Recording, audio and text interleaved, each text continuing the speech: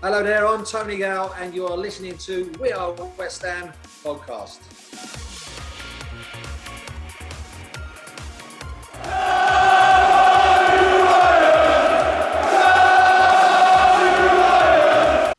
You are listening to the last properly formatted We Are West Ham podcast of 2020. There will be another one coming out on the last Wednesday of the year between Christmas, but it will be a different format, pre-recorded from me, Tom and James, doing a little review of the year. But we're back today, as usual, in our usual setup, looking back at the last couple of games and looking ahead to Brighton on Boxing Day. West Ham United teased us all into thinking we were going to be in the European places at Christmas, but as it is, we're holding on for dear life to the top 10 of the Premier League. A 1-1 draw against Crystal Palace before a harsh 3-0 defeat at Stamford Bridge leaves the Hammers 10th. It's been a roller coaster 2020. This is our last show before Christmas. We're a day late just because the packed festive schedule meant me and the lads couldn't sit down until Wednesday morning, but here we are. Thanks for sticking with us all of this year. James, Tom, Wednesday lunchtime, 12 o'clock. How are you both? It's been a long year for West Ham, but Jonesy, 10th place at Christmas. Happy or a little disappointed with what could have been?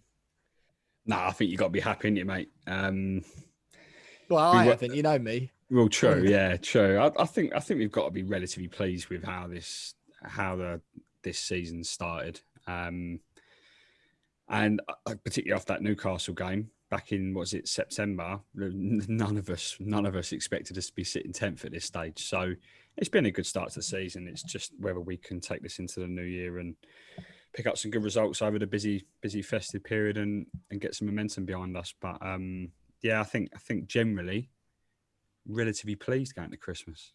Yeah, absolutely, mate. I mean, the hat game is quite strong from you today, Jonesy. Is that an early Christmas present? I mean, not as strong as mine, the West Ham Santa hat with the attached beard, but yours looks quite trendy. That dark blue cap, little new logo in the middle, is that?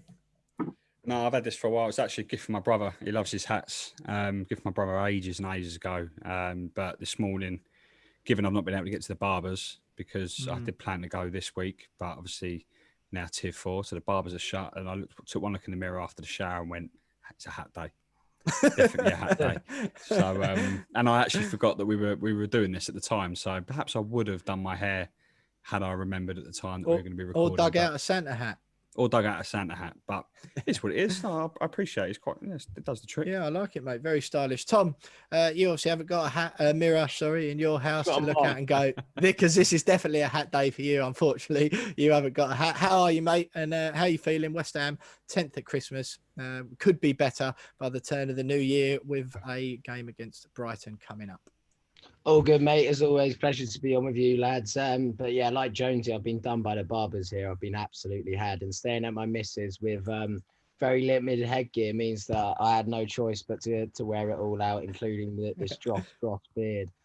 But in regards to the football, I mean, you got to be happy with it. We're 10 points off top and 11 points off relegation zone. I think if you said we'd be closer to first place in the Premier League come Christmas this time last year, I think we'd absolutely have taken that. So, I mean, there's missed opportunities already in this season, but there's a lot more positivity to be taken. And I think onwards and upwards from here. And I think we're slowly starting to see a team which resembles some kind of structure and identity in the way that Moyes wants to build a football club. So fingers crossed we continue to see that this year because the signs are positive.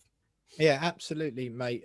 Say the not bad results just gone. The 1-1 draw at Palace. I think Palace are a decent team this season. It's no easy feat to get points off them, as it was proved in their game against Tottenham only the week before. The Chelsea game's slightly different. We'll go into that in a bit, but just to let everyone know what's going on with We Are West Ham over the festive break. This podcast, obviously, as you'll have noticed, is a day late.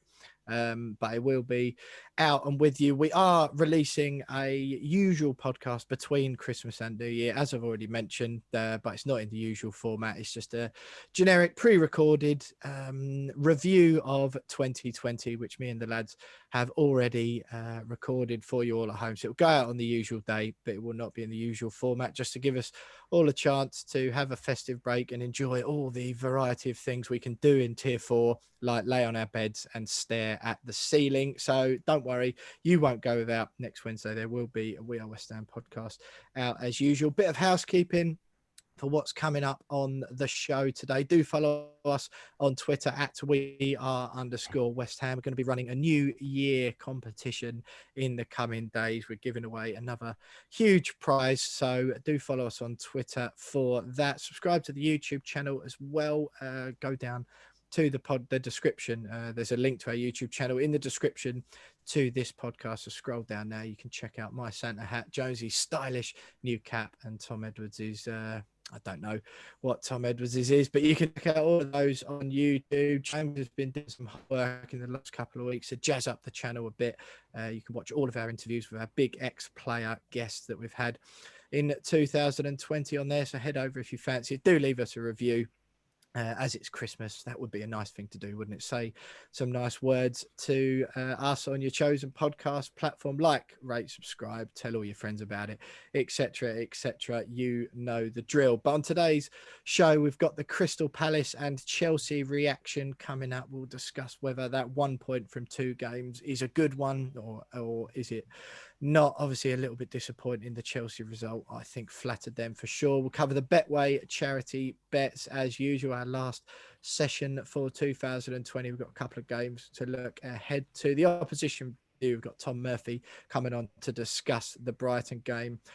James is the quiz master for Name That Game, and Sandra Brobby from The Sun joins us to discuss the West Ham women's team, and we'll wrap the show up with that and the Fantasy Premier League update as usual. So lads, we'll get on to the Crystal Palace and Chelsea stuff in part 2, so people should stick with us because we've got all of that next.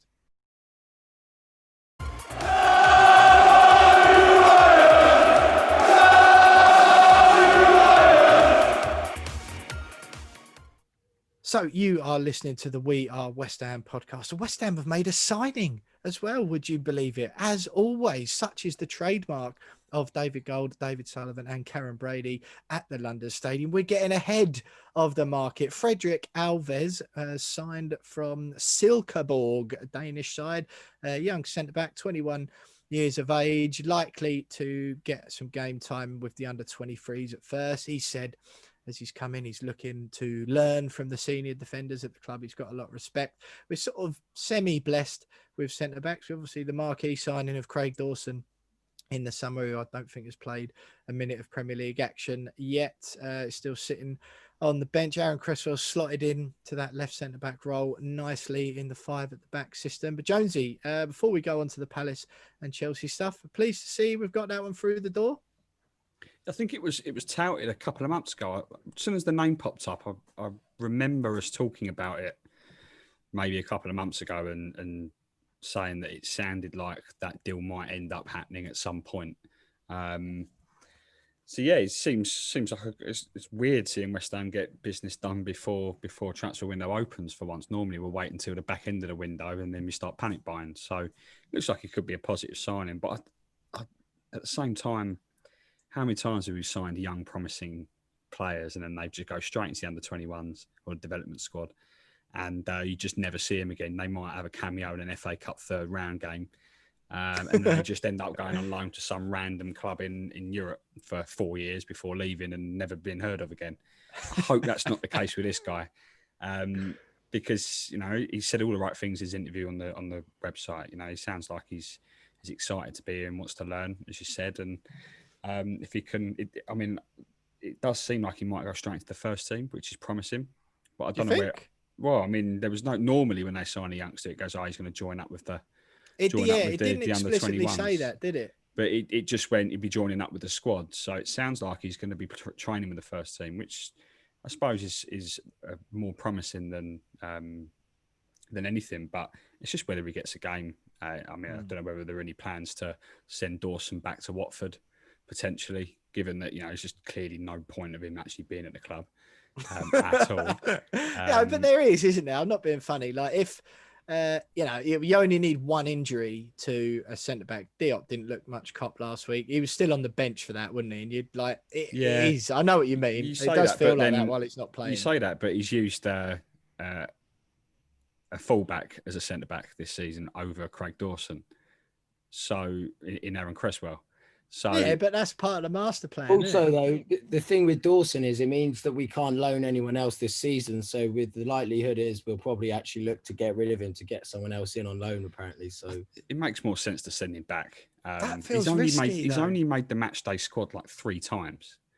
And every time they've cut to him, I don't even think he's even warmed up because he knows he's not getting on. And it's just, I mean, if we've brought in this young sitting there in his suit, exactly. If we brought in this young centre half, this Danish guy, like if you're getting rid of another centre back, then you lose that risk of potentially having an injury because Dawson's a lot more experienced than this lad, but there's a reason why they brought him in and put him straight into the first team squad. So I don't know whether they send him back, and then are there any reasons to potentially get rid of Diop? Any plans to get rid of him? Because there have been rumours that he might be on his way out. I don't think Moyes rates him. I can't imagine anything will happen in January, but maybe long term. But yeah, good signing. Happy with it, and a little bit shocking given that this West Ham don't do things like this today. No, he signed a deal until 2024, Jonesy. So, like you say, we could that would give him a nice 3 loan spells at least in that time, won't it? Some far-flung corner of Europe. But like you say, I think it sounds like any game time he'll get in the short term will be for the under 23s. But if he's in and around the first team squad, then you can't complain too much about that. Tom, any thoughts to add on that before we move on to Chelsea and Palace, or echoing similar sentiments? No, yeah, very similar. Happy to see a bit of business done. Centre back is a problem area, but ultimately for me, it stinks of Cardozo signing, doesn't it? Where you pay a bit of money, you lay some down for him, don't even barely see him in the 23s, and then God knows where he is, and before you know, he's playing for Boa Vista in the Portuguese again. So I think it's one of them, to be honest. Boa Vista. Well, you know what? When I was telling my dad that West Ham had made a signing, he was suitably underwhelmed. But I did say, well, you got to remember, we signed Winston Reid from a Danish side, didn't we? FC Midtjylland. I know they're a bit more higher pedigree in Denmark than Silkeborg are, that's for sure. But you never know. That's we have got track record with signing good pedigrees from Denmark. So fingers crossed on that one. Thomas, we'll give you a chance. Crystal Palace, first of all. Sebastian Haller scored an absolute rocket. As usual, made me look a bit silly in the group chat because I was a little bit derogatory about him beforehand. I do think, again, phenomenal goal. David Moyes' comments afterwards seems to suggest that, that goal was nice. However, the other 89 and a half minutes of the game were somewhat disappointing for Haller. Defending by Diop, which we've just sort of touched on him there, and maybe leaving for Palace's goal was shambolic. He could have fitted a bus through the gap between him and Benteke when he nodded Palace's goal home. But all in all, Palace are a tough side. I know it's at home, you want to win all your home games, but I wasn't too furious with that result. How were you feeling after that 1-1 with Palace? No, I think you're right, mate. I think they surprised me again a bit like the Villa. They were a pretty good side and they were dangerous, and they definitely actually had the lion's share of the game, and we were nowhere near our best. But I think, like we all said actually before the game, that we'd struggle playing against a team who would also sit back deep, and it would be a bit of a cat and mouse. And I think ultimately they probably had the better of the game. So to come back in the manner that we did without creating anything really, and just sort of a bolt out the blue from Seb Haller, you can only sort of take that point and run with it, because we didn't show enough to win that by any stretch of imagination. In regards to Haller, I think he's a weird one, and he can do the unthinkable and he can put it in from anywhere, but then it's as if he doesn't even want to get in the box and get chances for himself. He wants to stay out wide, he wants to hold up, and he's too slow to get in a box and attack the 18-yard box and play between the width of the goalpost like a top centre half should, especially someone who can head the ball as well as him, can score from weird positions and weird angles. And it just seems like he's shying away from the chances at the minute. And I think it's clear for everyone to see that he's not Moyes' man, and he's definitely not going to be there in the long term, as long as Moyes stays there, to be honest.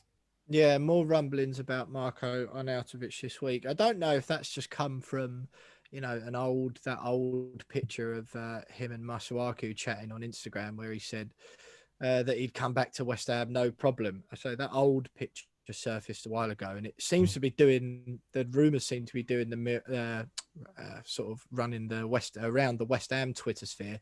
I haven't seen it from any sort of legitimate sources at the moment, really, that there's any truth in that. I think I saw something this morning that David Moyes might be interested. Again, I don't really know the quality of that information. I'd be desperate for us to go back in for Josh King. I was very much, I'd prefer him to Benrahma in the summer. But Jonesy, that Crystal Palace game afterwards, you just sort of shrug and go, fair enough. Because to be honest, before they got Benteke sent off for the harshest pair of yellow cards you've ever seen. I remember being at Burnley away when Andy Carroll got sent off for two very similar, where he's just a tall, big guy going up for headers.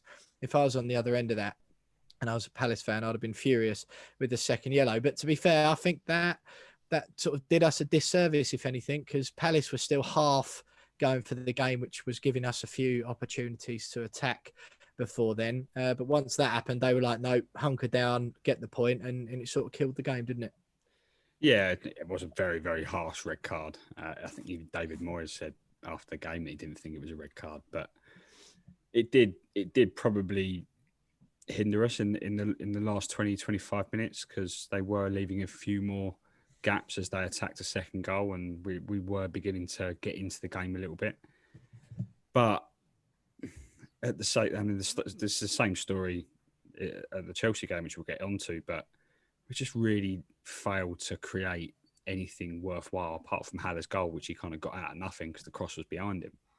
Really failed to make anything of our possession, which is just disappointing, because in games gone by this season, we've not had any issues creating chances. It's been putting them away. But the last two games, probably more so at the Chelsea game than the Palace game, but just really struggled to even get ourselves or create any clear-cut opportunities. They've just been sort of whack the ball in the box for Haller. Haller, as you've already said, lazy in the air often. And it's just frustrating over the last couple of games that perhaps we haven't got anything out of that Palace game, even though a point was probably a fair result on the night. I think before that, we were all saying, we should be looking at this as 3 points, regardless of the form they're in. So good point in hindsight, but at the same time, frustrating that we didn't really create much to be able to win it. Yeah, absolutely. Tom, Chelsea 3-0 defeat. Scoreline definitely flattered them. I don't care what anyone says. But once again, and it could be the Haller conundrum, that I think is going to clog up airways and West Ham forums and West Ham fan conversations until he's back on the bench, or Antonio's back, or we sign a new striker in January. People might be getting frustrated of that conversation now, but those are the facts of the matter. But once again, just frustrating. I mean, it did look like we played well. The marking for Chelsea's goal, Thiago Silva, that was frustrating. Jared Bowen, it seemed like at first had just let him go. I think Cresswell was also semi-responsible there. That mixture of the mixture of zonal and man-to-man marking left us open there. And then two quick-fire goals from Tammy Abraham after West Ham had a lot of the ball, did a lot of huffing and puffing. But you can't get away from the fact that at the end of the game, our shots on target column read 0. What were your thoughts sort of overall on the game, and certainly the big turning points in that? Yeah, I think you're spot on. 3-0. It was never a 3-0 game, and there was large parts of that where we looked like the side we are and where we were in the table, team pushing for Europe and having the ball and dominating and looking like probing. But like you said, yeah, we lacked a focal point. We lacked anything really out wide, dangerous. We missed Masuaku, I thought, massively against Chelsea. We lacked any sort of penetration down the left-hand side. Cresswell doesn't have the pace anymore to really run in behind. And then you've got Fornals on that side with him, which is a bit laboured at the minute, I think, as we all can imagine and all can probably agree that he's not playing the best football at the minute. But the thing which mainly frustrated me on the evening was the selection of Noble. I'm not saying Noble had a bad game, but I just felt like by dropping Noble, you almost sent the signal out that we were going there probably for the first time all season to look to be a bit negative. We've been positive throughout this season. We played very direct on the counter attack, and we've looked to utilize our pace and hurt the teams out wide in those areas. And it just felt like by playing Noble and dropping Benrahma, it was a bit of a negative thought going through Moyes' head for the first time in a while. And I think that's where we lost quite a lot, because Benrahma's given us so much. Even though Palace, he wasn't at his best, what he did against Leeds was one of the main reasons why we were so easy to cut through him and slice through him, because of the way he drove with the ball, his injured, like his brain, the way he sees the game. He just sees it differently and sees the pitch in a different manner. And I think by not playing him, we lost a lot. But all in all, I've seen us play a lot worse and not lose 3-0. So can't be too angry, really. Yeah, well, look, let's get into that, because me and you went a bit toe-to-toe on the group chat with the Mark Noble situation. I think you said straight after the end of the game, let's get this real. Moyes signed our will tonight to be a 10th place to 15th place team. Mark Noble was playing straight out of the Sammy Lee textbook. And I sort of don't really agree with that. We didn't have a shot on target all game, which I don't think you can pin on directly on Noble's shoulders. We were pushing and we were having a lot of the ball with him in that team. And I think, to be honest, I know we might not like it, but it's not stupid from David Moyes to have a bit of pragmatism. It seems clear his plan was keep it tight until the hour mark. And then if it's still close then, which to be fair to him, again, it was, then you introduce someone or give us a chance to nick it. And I think, what was it? Abraham scores on 78 and 80 minutes. I know we didn't have a shot on target, but we were huffing and puffing and we were sort of pressing and we were dominating the game. Really, it's sort of no need to change it drastically then, because those 2 Abraham goals came out of absolutely nowhere, didn't they? So I think from Moyes' point, it was sort of going to plan until then. I think so, but I think that's not the way we've been all season. We've been right at teams' throats for large parts of it. We like to counter and we counter quickly and we throw bodies forward and we put balls in the box and we sort of get that front six, get Souček, wait for him to get in the box. And then before you know it, you've got 3-4 players in the box and we put crosses in and we really try and go at the throats of teams. I think by playing Noble, nothing against his performance. And yeah, he's the player who probably gives us the most controlled possession. There's no coincidence we had 85% possession for the last 10 minutes of that half with Noble on the park. But there's also no coincidence that we lost a little bit going forward and we were a bit toothless, because if you got Fornals, Noble, Souček, Rice, there is very, very little creativity or spark that you've got there. So by adding Noble into that, finally he gave more angles and he was very good getting the ball off the centre halves. And we know he's good at that and keeping the ball ticking. But we'd absolutely lose something in those wide areas, because you also got Fornals as a cam, so to speak, with little pace playing out wide. So we sort of sacrificed our ambition by playing Noble. I'm not saying it wasn't a good game plan and it didn't work, because it did. You're right. We did get set pieces and we were in the game for large parts. And I think you're right. I've got to look at it that way and accept that. But I just feel like I want us to be a bit of a better team. I think this year we've got a chance to actually push teams harder and to not necessarily go there and look to be on the back foot. I think we've got the tools now to hurt teams and to seriously do some damage on the counter attack. And I think by not playing Benrahma, we sacrificed that a bit, especially in a game where they could have gone under pressure very early on. I think they were a team who needed to win that game. I do know what you mean, honestly, and I like that thinking. And I don't want to watch a pragmatic football team, but I think, I'll be honest, like Chelsea away as well, they're going to be in the top 4 at the end of the season. It's one of the toughest games of the campaign. Jonesy, I'll get your thoughts on this, because you came in as the pragmatist at the end of mine and Tom's little ding dong. I definitely accuse you of sitting on the fence, but what I think with that is I can just hear the conversations now, and it's the same after every game. You know, everyone comes out in hindsight and everyone's a football genius after the game, aren't they? But you could easily see against a team like Chelsea with Werner, Pulisic and Abraham. I know he didn't do much most of the game, Abraham, until he scored, but with those 3 players up front, if you go to Chelsea away and just sort of go more gung-ho at the beginning, you could easily be 2 or 3-0 down after 20 minutes. And then I could just hear all the conversations going,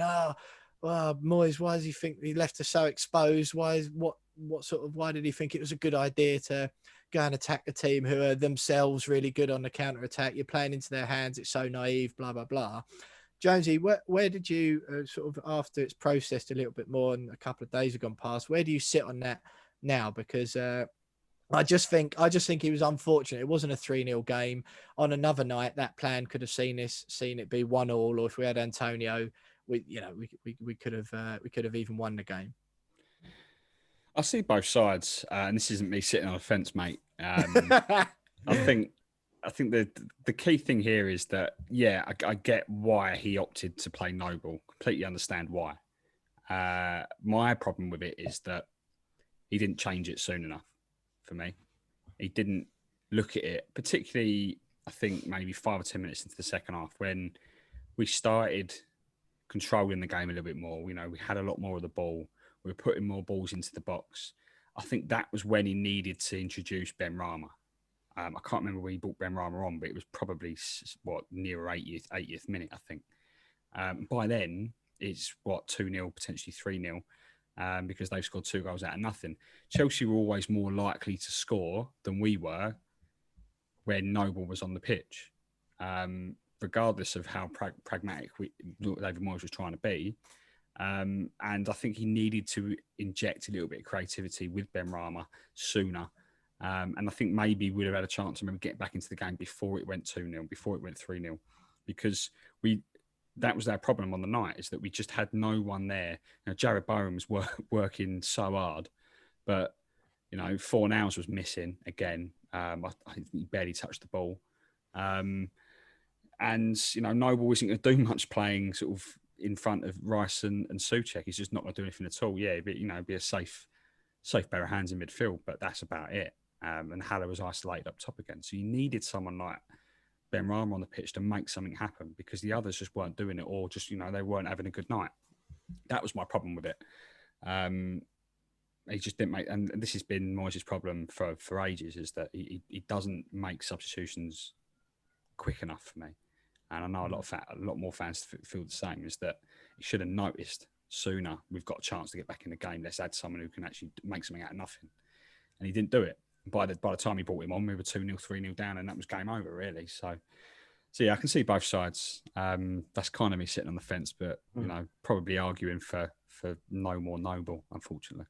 Yeah, I know what you mean, and I don't think it's the worst thing seeing him there. I think if we had our number one striker on the pitch, I don't know, maybe he's going to start doing what Pep did on Aguero with Benrahma, and just saying, look, you're obviously talented, blah blah blah, but I do need someone who works a bit harder in that Fornals style. But yeah, I think it's good to have both of them in the locker. I totally get what you mean. One thing I will say before we sign this section off and move on to the Betway charity bet section is, one thing Noble did do is highlight Haller's lack of defensive running from the front. Noble gets up, he squeezes the angles, he makes it difficult for Chelsea, he harries, and he might not have made loads of match changing challenges or whatever. But as you're watching the game, if you were playing on a video game or whatever and you didn't have possession, you'd be doing what Noble was doing the whole game. You might not be winning the ball in those areas of the pitch, but he was harrying and shutting the angles down, which is what Antonio does. Haller's just there was a few occasions Noble ran past Haller to go and shut someone down or harry someone. And again, I people are sort of been a little bit wary to slam Haller and all that. And I don't want to go in on his confidence, but I just think those things are easy. If he was working with Noble, you put Chelsea under just that little bit more pressure at the back, a few more mistakes, and he didn't do that again. So I think if nothing else, Noble did do that. But look, 3-0 did flatter Chelsea. It's one of those. We did the double over them last season, so they probably owed us one. As long as we get them back at the London Stadium next year, then nothing to worry about on that side of things. It was Frank Lampard's first victory against us as a manager. So while he went on pretending before the game that he's not bothered about beating West Ham anymore because he's mellowed as a manager, I'm sure he enjoyed it, but fingers crossed that we can get him back at the London Stadium later on this season. Well, look, that's wrapped up those games. West Ham are still 10th, so it's not all doom and gloom, but stick with us because we've got the Betway charity bet section next.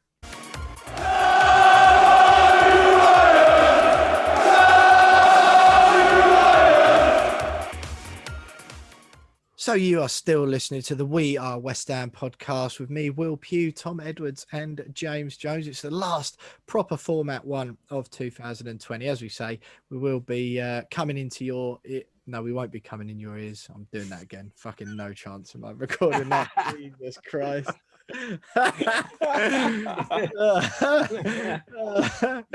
Oh, God's sake. Right. Very good, that. So you are still listening to the We Are West Ham podcast with me, Will Pugh, Tom Edwards and James Jones. It's the last proper one, proper format one of the year. We will be publishing an episode next Wednesday between Christmas and New Year as usual, but it will be a review of 2020, both the podcast and West Ham's season as a whole. Exciting season so far. Lads, one thing, James in particular, one of the biggest things that has happened this year that we are really grateful for on the podcast is the deal we struck with Betway in the summer. And we spoke to Chad, who's been brilliant with us so far, to basically help raise some money for some West Ham related charities. Betway have been brilliant. So what we do, me and the lads, every week, thanks to the deal we struck with Betway in the summer, we are given £50 each by Betway to put on a 3 selection bet for every single Premier League West Ham game, and any winnings from any of those bets go towards the 3 charities that we have been playing for this season. Jonesy, I'm sure you've got the league table there, but for anyone not listening, who's listening for the first time, I've been playing for the Bobby Moore Fund, Tom for Isla's fight, which is, of course, money which goes towards Isla Caton's fight against neuroblastoma. Everyone listening will probably know who Little Isla is, a family of West Ham fans. Lots of great work is done among the West Ham fan groups far and wide to help Isla in her fight.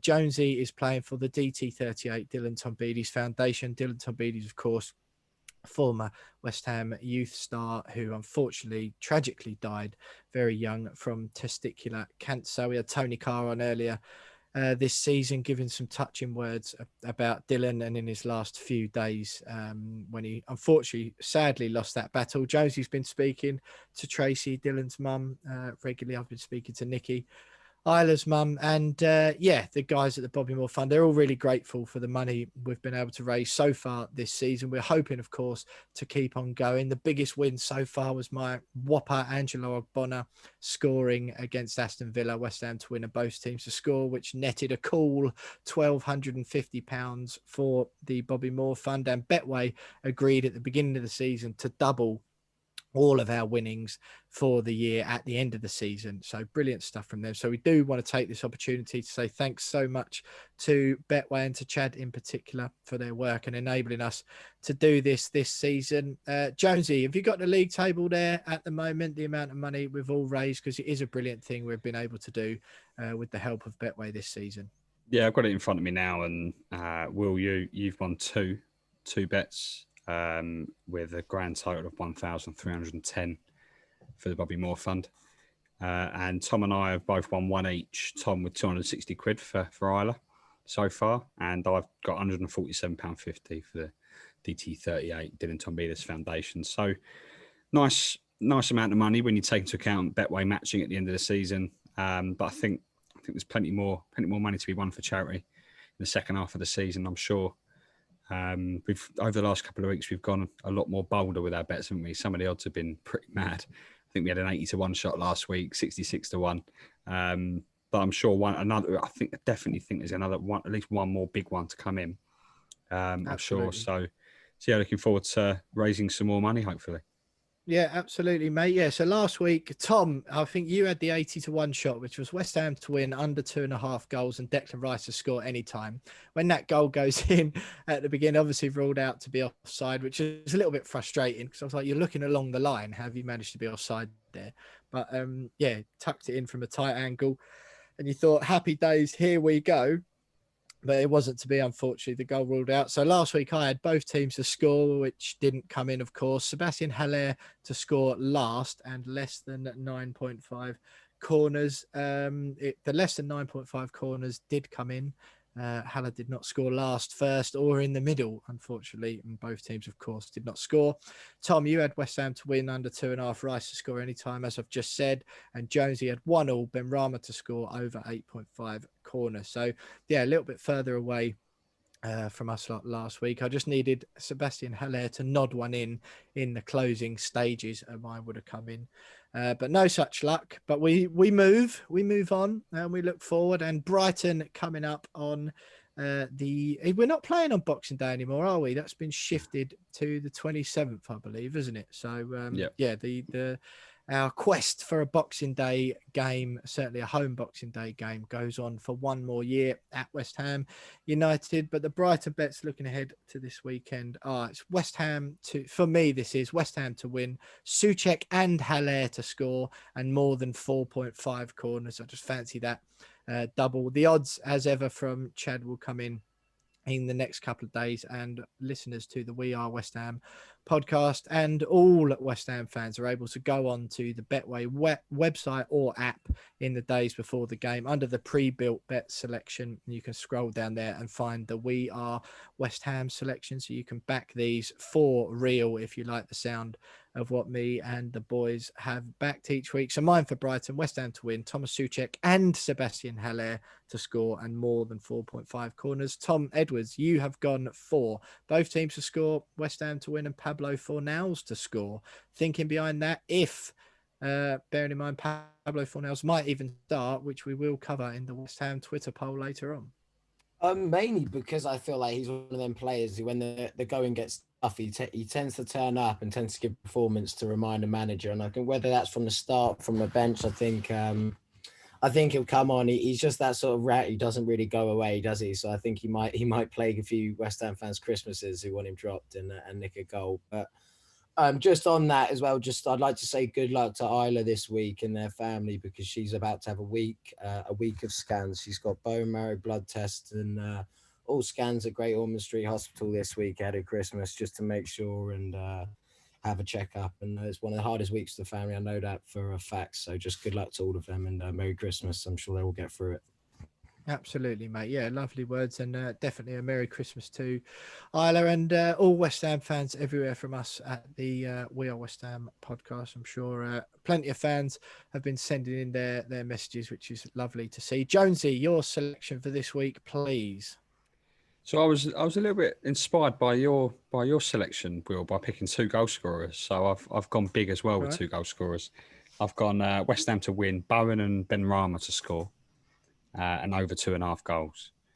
So I think this is the time when we finally beat Brighton. It's taken a few years, isn't it? But and I can't see a scenario where Benrahma doesn't start, and I think he'll want to make an impact, won't he? So I fancy those 2. And Bowen just always looks like he could get on the score sheet. So yeah.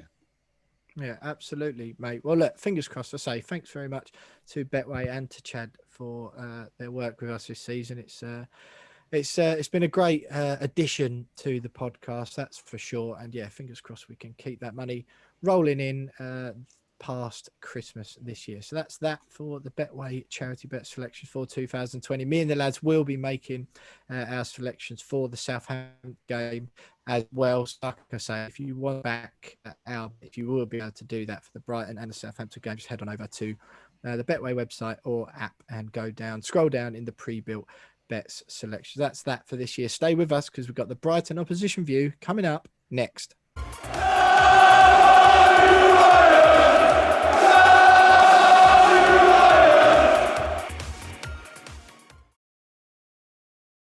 So you are still listening to the We Are West Ham podcast with me, Will Pugh, Tom Edwards and James Jones. That was the last Betway charity bet section of 2020. But stay with us because me and the lads, of course, are hoping to raise a few more quid next season. But it's Brighton at home. We all got really excited at the beginning of the season when West Ham United were given a home fixture on Boxing Day for the first time in 81 years. But of course, as ever, it was not to be. The game has been moved to the 27th, Sunday afternoon, 2:15, and it's on Sky Sports. Not that it really mattered this year because no fans would have been able to go anyway, but I'm delighted to say that we are joined by Brighton resident and keen Brighton observer, Tom Murphy, for the Opposition View to look ahead to that game. Tom, thanks so much for joining us. We do appreciate it. A bit of a difficult start to the season for Brighton. I fancied them to do all right this season. 17th place in the table at the moment. Adam Lallana come in and hasn't quite been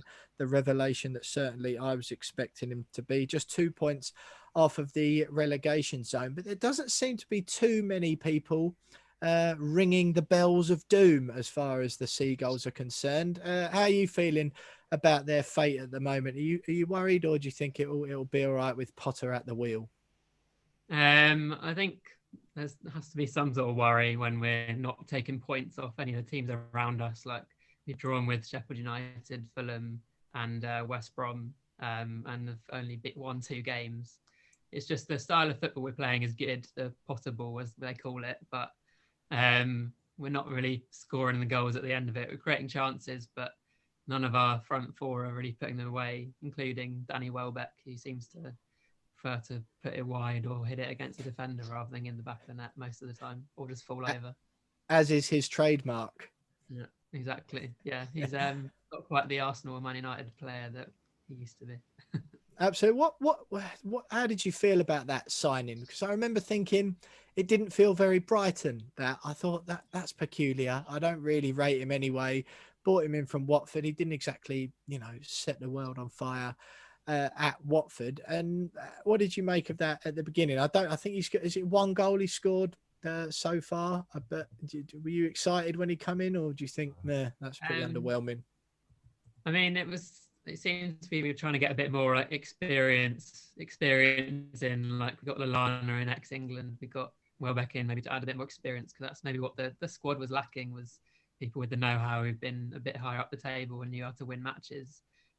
So Welbeck, it was quite an exciting one for Brighton fans, considering only a few years ago we were just a championship team and Welbeck was at a World Cup, so it wasn't that long ago he was in the England squad.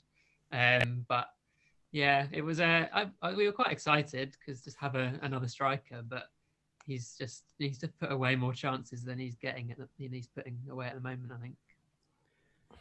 And what's the general feeling surrounding Graham Potter at Brighton amongst the fans? Because he came with a lot of promise. A lot of people sort of really earmarked him as a bit of a his style of football was great, and he got a lot of promises. A young up and coming manager, and this season, obviously, there's only 2 points above the bottom 3. Are there question marks over whether he is the right man to take Brighton forward, or is there a feeling that, no, this is a long-term project still? Let's stick with him because he is the right man. Yeah, when he came in, it was replaced Chris Hughton, who that style of player that Hughton was get a goal and it wouldn't be very pretty, basically. And Potter's was coming in to try and change the way we were playing football. And he has done that. The style of play is obviously improved and we keep a lot of possession. So I think he will be given a bit of time, but if they do drop into that bottom 3, then I think and we're in there, like say in January, then there's going to have to be question marks, because we have spending a bit more money. So they will need to start picking up points for the other owners to back in. But historically, I think Brighton are quite favourable with their managers in the Premier League anyway, so I can't see them make any drastic decisions anytime soon. And possible will continue for I reckon the next few months at least anyway. Tom, I don't mean to cross-examine your striker situation, but one of my favourite stories I think in the last few years of football was Neil Maupay being dropped for being too arrogant. And I was just wondering what Brighton fans think of him, because I know he's had patches where he goes through scoring 5, 6 or whatever in about 8 games and he doesn't score again, and then stories like that come out about him. What is the thoughts on him? Because he always seems like a decent player. I wouldn't mind of having down at West Ham at certain points, but I'm just interested about the Brighton fans' thoughts on him. Yeah, I think it's always good to have that kind of player like Neil Maupay in a team. He's a bit fiery. He can add a bit more to you. He's a bit of a more of a cult figure in terms of recent times. But it was like when we played Arsenal last season, he was the player who seemingly ended Guendouzi's career at Arsenal, because after that match, Guendouzi never really played again. So he's a good player to have, but again, he's got that temperament where it could go the other way. Like he's a bit like Mitrovic at Fulham, where he can score goals, but it's just a bit temperamental. And if he doesn't find his feet or he's in a scoring mood, then most likely he'll either get sent off or subbed early, I think. Yeah, he's somewhat of an enigma, Mope, isn't he? I quite like it. He sort of strikes me as a bit of a B-Tech Diego Costa.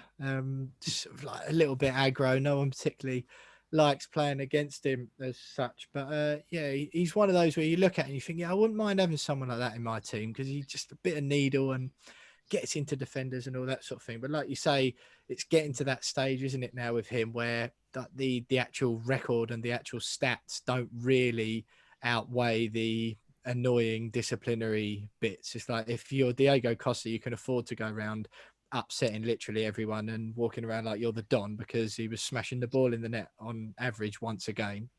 So no one really minds. But looking forward to the game on the 27th then, Tom, how can you see it going? Because Brighton are certainly somewhat West Ham's bogey team in the Premier League. Jonesy, I'm sure you've still got the stat. We haven't beaten them in the Premier League, have we, Jonesy? Is that right?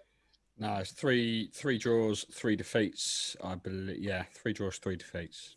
Yeah, so not good record from West Ham's point of view. The one thing that obviously plays in our favour is our arch nemesis, Glenn Murray, no longer plays for the Seagulls. But how do you see the game going from sort of a style point of view on the 27th? I mean, it could be one of those which hopefully Brighton get some sort of result. If we've got our players firing and everything going well, then maybe if Tarek Lamptey's back and able to play, then that always makes quite a big difference, because whenever he plays, he's always a really good outlet to have down that wing. He's probably one of our best attackers when he's on the ball, when he's playing.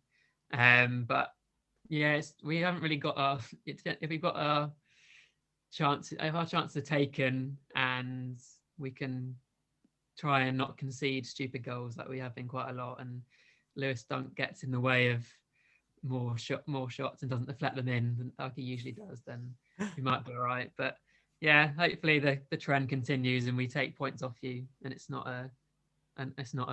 another defeat, because I don't think we're going to with another one of those.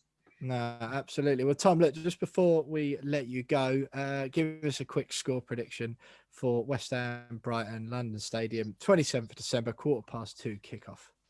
I'm going to be optimistic. I'm going to say 2-0 away win for Brighton. I'll say 2-0 away win. Welbeck and a gross penalty. Nice. Well, yeah. The penalty, that's was every chance that'll happen, because we absolutely love giving penalties away this season. Welbeck, I'm not so sure, but Tom Murphy, there, Brighton fan, Brighton resident, knows all things the Seagulls. Thanks so much for joining us. We do appreciate it, but stay with us, because next up we've got Name That Game.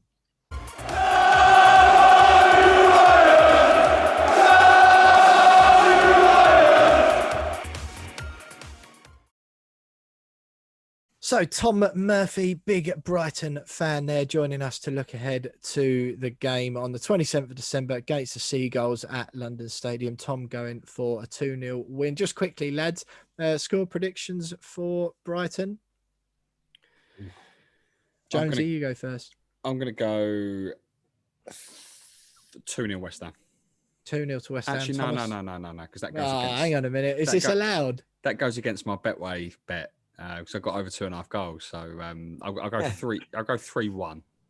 3-1 to West Ham. Like it, Jonesy. Thomas, sorry. 2-1 West Ham. I think it'll be really scrappy, but we'll get it done. 2-1 West Ham. You know what? I fancy we'll just come out of nowhere. Explosive performance. I'm going to go 4-1 to West Ham United on Sunday, the 27th of December. Well, look, one thing, one competition that has been hotting up throughout the year is, of course, Name That Game. James Jones, you are quizmaster for the last one of 2020, and you sitting pretty at the top of the league, 21 points. Tom, second place on 15, and me on 14. Not looking too good at the moment for me and Tom, battling it out at the bottom of the league. But now you are up as quizmaster for the last one of 2020. Opportunity for me and Tom to claw some points back, so take it away. So I've got a interesting fact for you, and that is that one of the goals led to an opposition player being hounded as a cheat. Oh. Ooh. Right. I know. 3-3. It's correct. Jonesy. Oh, it's gone That's correct. 3-3. Oh, I literally haven't got a clue. Wayne Rooney. Incorrect. Tom? Callum Wilson. Correct. He's got it. The West Ham what? goal scorer, Will? Enna Valencia? That is incorrect. You're joking. Tom? Arnautovic. Oh, he's got it. It's going to be a clean sweep, this one. Stadium. London Stadium? Incorrect. Tom? Oh, you're joking. Vitality. I Vitality knew it was Bournemouth. gonna Vitality be that. Stadium is correct. God's sake. So, Will, you got the opponent. Bournemouth. That is correct. Well done. Season. Tom. Or 17-18. Say 17-18. Yeah. That is correct. Aye, what a shambles that was. He's absolutely wiped the floor with him. That's needed, that. 5-1. That is a big one. I needed that. 5-1. I think that's the biggest win of the season so far, mate. What was the story behind it then, Jonesy? Well, he handballed it, didn't he? And then admitted It's a good game. It was like a real, I think it was like 4 goals in the last 3 minutes or something. Yeah. I was there for that. And afterwards, in his post-match interview, he admitted that he handballed it into the goal. Yeah. We came back from, we were, 2-1 down until like 78th minute. And then Arnautovic scored 2. And then I was literally on our way home basically before they started scoring. Yeah, we were 1-0 up in the 7th minute through James Collins. And then Gosling and Aki scored just before the hour to make it 2-1 Bournemouth. Arnautovic scored in the 81st and 89th, and we thought we'd won it. And in the 93rd minute, Callum Wilson handballed it in, and the goal stood. And then he admitted afterwards, I can't remember what he said, but he admitted afterwards that he handballed it, and he knew he Very Thierry Henry for France against Ireland-esque, was it? Yeah, pretty much, yeah. Boxing Day fixture, to be fair to him as well. Well, there you have it. I've got an absolute drubbing on the last game of the season. James Jones's lead at the top, eaten into in drastic fashion by Tom Edwards there. Tom on 20 points, James on 21, and me floundering at the bottom of the table still on 15. That is it for Name That Game for 2020. But stay with us because we've got the West Ham women next.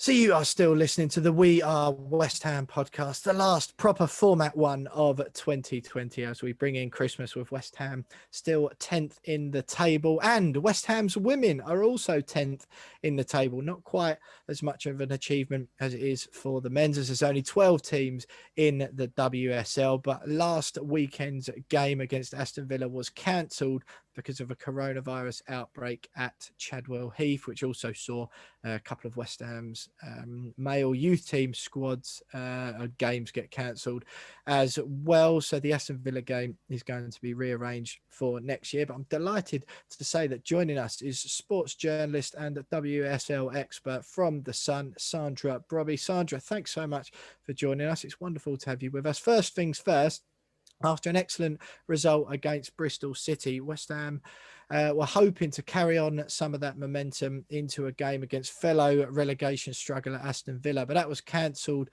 because of the coronavirus. No game now until January the 9th. Do you think that will be sort of a little bit of a kick in the teeth for the girls, given the momentum that they were carrying into that game?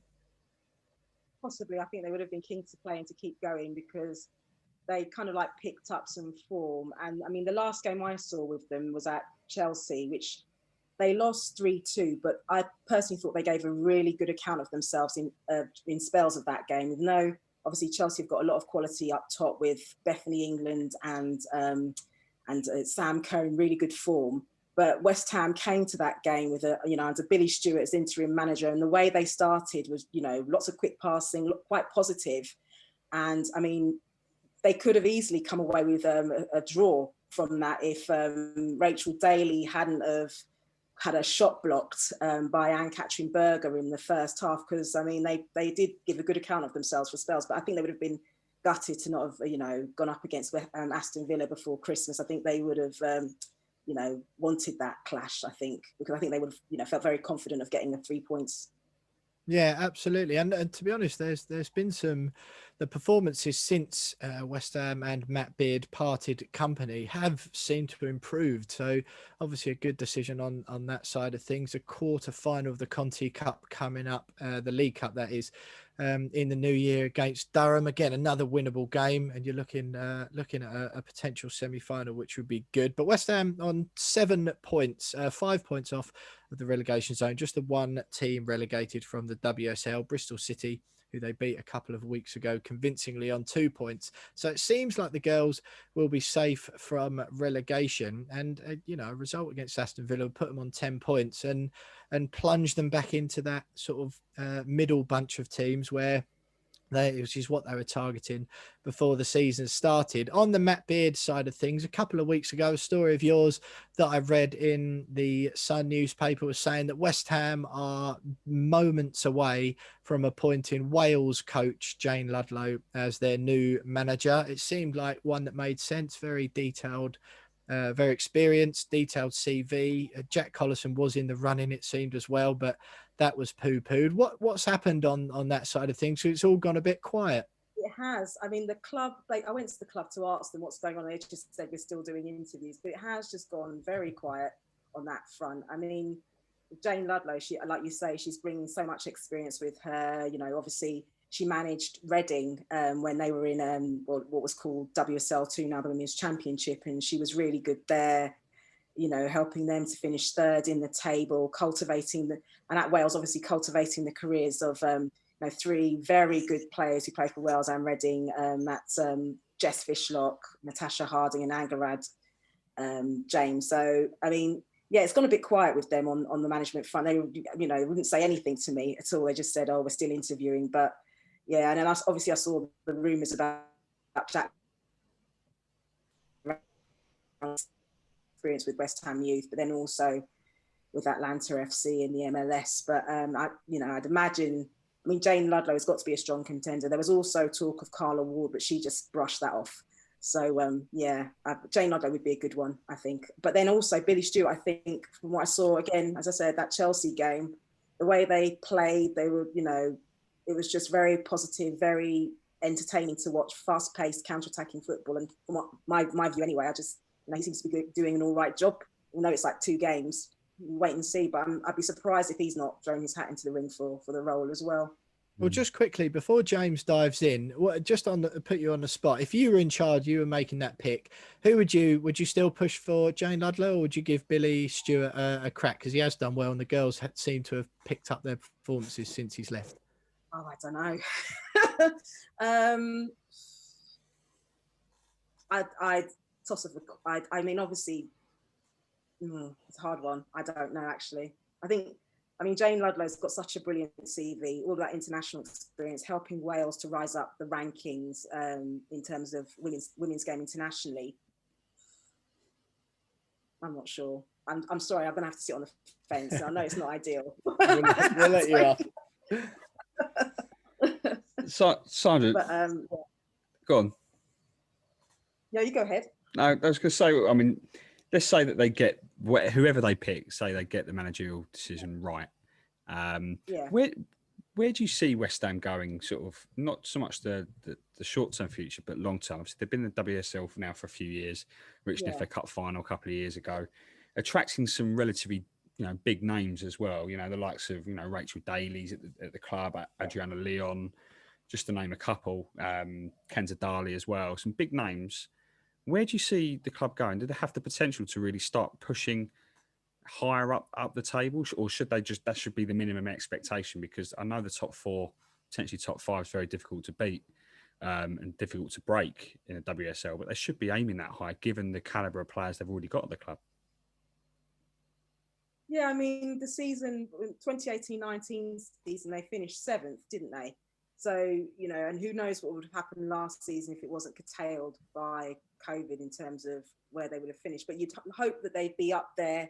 I mean, yeah, to get into that kind of top 3, it's just so competitive. And, you know, obviously you see Chelsea, Man City, you know, and Everton as well. They all and Man United all strengthened, you know, particularly up top. But you'd like to think that given, you know, a couple of seasons ago, they were 7th, that they could get back up to the very mid-table at least with the quality they have. But obviously, like with Rachel Daly and then Emily Van Egmond, for example, they're due to go back to the NWSL. I mean, Rachel Daly's, you know, I've just been really impressed with her. And it's a shame that she's not a permanent buy for them because she's got so much quality and she's got a really good partnership with Adriana Leon. But ideally, I'd like to, you know, see them go further up because, as you said, they, you know, reached a cup final. They deserve to be higher, or they should be higher up the table, given how much experience they have of the top flight. Sandra, when West Ham next get underway, it'll be on the 9th of January away at Man City. And looking ahead to that game and further on in the season, who needs to turn up in the new year and start putting in big performances that we've obviously missed all season, whether that be in the City game or in the rest of the season going forward? Who needs to turn up and be the big players for West Ham? Well, I mean, it's a shame they can't keep hold of Emily Van Egmond. Well, we don't know yet. That hasn't been confirmed. But when they were brought in, it was said that they were only going to be Emily Van Egmond and Rachel Daly would only be at the club until the end of the calendar year this year. But if they were somehow able to extend them, that would be a massive boost because that's a lot of firepower up top for them. I mean, they're sharing the goals at the minute. Outside of those two, the goals are being shared by the girls at the minute. I just think an all-round team performance, if they could all, you know, if they all right across the board improved in form, that would be great. But if they could somehow keep hold of Van Egmond and Rachel Daly, that would be a massive boost, I think, just in terms of firepower those two offer them up front, plus the kind of partnership that Rachel Daly has with Adriana Leon in attack. So, Sandra, what's stopping that from happening at the moment? You mentioned Van Egmond there, and she's been one of the more consistent performers this season, where a lot of her teammates have not, unfortunately. What's sort of stopping that at the moment, the Van Egmond and Rachel Daly thing? And can you see that West Ham getting anything over the line? I don't know. I mean, nothing's been said by the club so far in terms of, from as far as I'm aware, in terms of updates on their situation. Nothing's been said in terms of them returning as yet, but I mean, I'll have to speak to the club and just get there. I mean, it'd be fantastic for them to stay. But Rachel on social media regularly talks about Houston, and you know, I think she misses being back there with her team. But I mean, if somehow she wants to stay a little bit longer, I think it'd be great for the team, but also great for the WSL. Yeah, absolutely. So just looking forward, Sandra, to that Man City game. Just before we let you go, how can you see that one playing out? City 4th in the WSL at the moment, 18 points. They're in that different league, aren't they, really? The WSL starting to reflect similar things to the Premier League in that the teams who are pumping the most money in are seeing results quite quickly. Manchester City are one of those. How can you see the game going when the girls finally come back on January the 9th? It's a tough one. I mean, if it's, you know, if Rachel Daly and Emily Van Egmond go, that's you know, two, you know, decent goal scorers for West Ham not there. It'll be a tough one because obviously City are in good form. They've got Sam Lewis in good form, alongside Georgia Stanway, who put in some excellent performances at the Champions League against Gothenburg for City. I think it'll be quite a challenging one for West Ham. I mean, score prediction? Hope they can get something.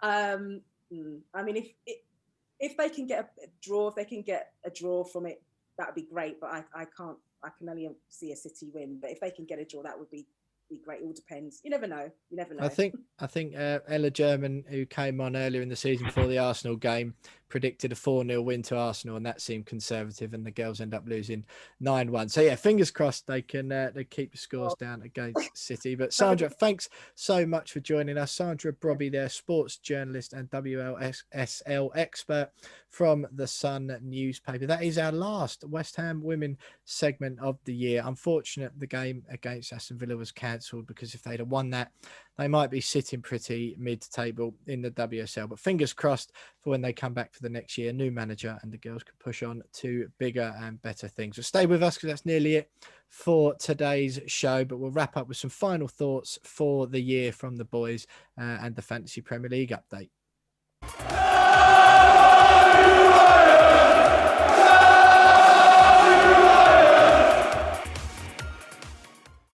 So there you have it. That is pretty much it for the last show, proper show of the year, pre-recorded one, coming out to you next Wednesday to do a full review and a look back on 2020, the calendar year for West Ham United's team and the We Are West Ham podcast. But James, one thing, I got an absolute gubbing on Name That Game by Tom earlier, but one thing that I've been doing okay on is Fantasy Premier League this year. You can, of course, join the We Are West Ham Fantasy Premier League if you're so inclined to play against me and the lads. CNY60U is the code for that.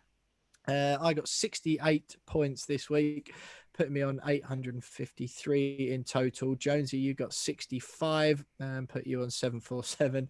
And Tom, you also got 65, leaving you on 741. Jonesy, you were so confident of overtaking me by the end of the season. You've lost to me again, this time only by 3 points. You feeling a bit better about your team? Because punching in the mid-60s week in, week out is a lot better than you were doing. Well, I mean, you failed to mention the week before, which happened after we last recorded, where Sorry, mate. Current news only.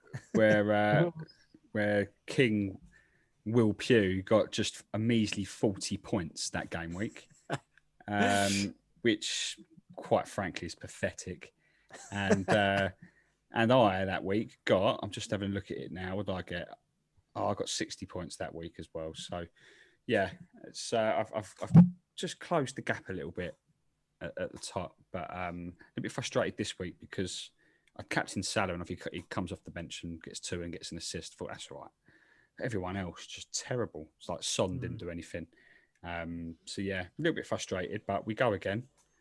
I've closed the gap to the top, so I'm still confident I'll catch you by the end of the season. Well, fair enough, mate. Just the 106 points between us now then. Tom, you on 741, just 6 behind Jonesy. Same point. How are you feeling going into the new year? Yeah, I'm all right, mate. A lot more solid. I've been in and around the 50 and 60s last few weeks. Nothing special. I had 134 or something, which did me in. But yeah, good. Made a big change. Got Fernandez in wore the armband last week. He absolutely delivered. So I've gone and got Salah in for this week, so fingers crossed that he turns up, and I've got some big hitters in there chasing your tail, mate. There we go. Rudy Eagling tops the We Are West Ham Fantasy Premier League at Christmas this year. He's still top with 948 points. He's had that lead for a few weeks now. He got 79 points this week, but Jeremy Pike, once again, a massive week after his 120-ish point haul last week, got 90. So now just 29 points between them. I'm doing all right. I think I'm in the top sort of 25 or whatever of the We Are West Ham podcast listener league. There's about 450, 500 of you in there, something like that at the moment. So do join in with that if you fancy it in the new year. Follow us on Twitter and Instagram at @WeAre_West Ham on Twitter. Subscribe to our YouTube channel as well. You can check out our Christmas videos. James Jones, like I said, has done some work to the YouTube channel, so lots of stuff and content to go and check out there, as well as watching each show in its entirety. Do give us a review if you've got the time and the inclination this Christmas. We don't want any presents or anything else. Just flick onto your podcast platform and say some nice words. Give us 5 stars. Subscribe to the podcast and the YouTube channel. Do the same thing as there. We'd really appreciate it if you can stick with us on our Twitter, because we will have a competition. We'll be running over the period, so make sure you keep your eyes peeled for that. And I think that is about it. James, any last thoughts from you for this show today, and of course for the whole of 2020, because this is our last recording of the calendar year? It's been a rubbish year, really, isn't it? But it's ending on a high, well, kind of a high for West Ham from a footballing sense. But yeah, hopefully we can all go into 2021 with a little bit of positivity, both for the future of the football club, on and off the pitch, but also sort of just general life as well. Hopefully we can get back to normality at some stage in 2021 and all be happy again, and look forward to everything else. So, but it's been a good year for the podcast, really, really good. Obviously, we had Betway come on and stuff like that, but get on board and stuff like that. So it's been fun. Looking forward to seeing how we can grow further and sort of get the listeners involved a little bit more in 2021. Yeah, absolutely, mate. Yeah, and a good show today. Thanks to our guests today, Tom Murphy and Sandra Brobby, joining us for the Opposition View and the West Ham Women's segment. Thanks so much, I'll say, to all the ex-players we've had on so far. This year, we'll be bringing lots more of those to you in 2021 and throughout the rest of the season. But they are a huge part of the show, and to be honest, they make it what it is, because they obviously know far more about what it's like to pull on a West Ham shirt than any of us ever would. But Tom, some final thoughts from you for the show today and the year as a whole. You obviously joined us in May, so just sum up before we say goodbye to everyone until 2021. No, yeah, it's been a great year to get on board, to fully be involved in this and involve you two and see your mushes every week. It's been nothing but good fun, and it's made this year something I remember for a fond memories, not just for everything that's gone on. And to all the listeners, I hope that no matter where you are or whatever you're doing for this Christmas, if it's not normal, that you have the best time. You try and enjoy this week as much as possible, because if there's a year we've ever needed this time to come, and a big feast and a few beers, it is this year. So Merry Christmas to all you, and Merry Christmas to both of you guys, and yeah, look forward to next year, and fingers crossed the pod keeps growing from strength to strength, because it's good fun whilst it lasts.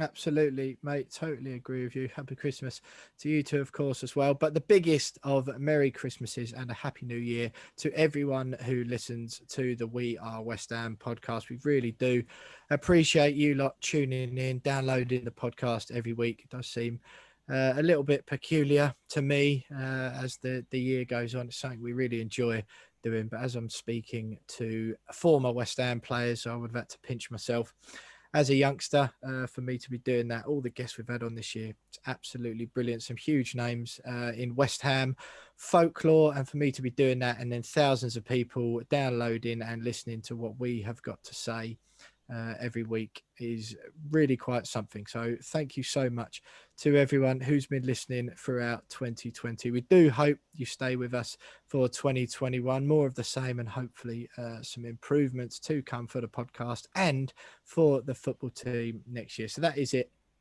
from us for this year. West Ham United finish the season in 10th. It's better, or finish the year in 10th just before Christmas. Who knows where we could be at the turn of the new year? It's certainly going to be better than this time last year when David Moyes had just been appointed. Fans were protesting everywhere. We know at the We Are West Ham podcast that there are those listening to this show who will not be happy until the current ownership leave. And to be honest, although that's not happening at the moment, at least everyone is getting behind David Moyes and his men. Hopefully we can make some reinforcements in January and push on, and perhaps, just perhaps, this weirdest of seasons might be the one where West Ham qualify for Europe. Thanks so much for listening, everyone. Stick with us in 2021. Merry Christmas, Happy New Year, up the hammers, and we'll see you next year.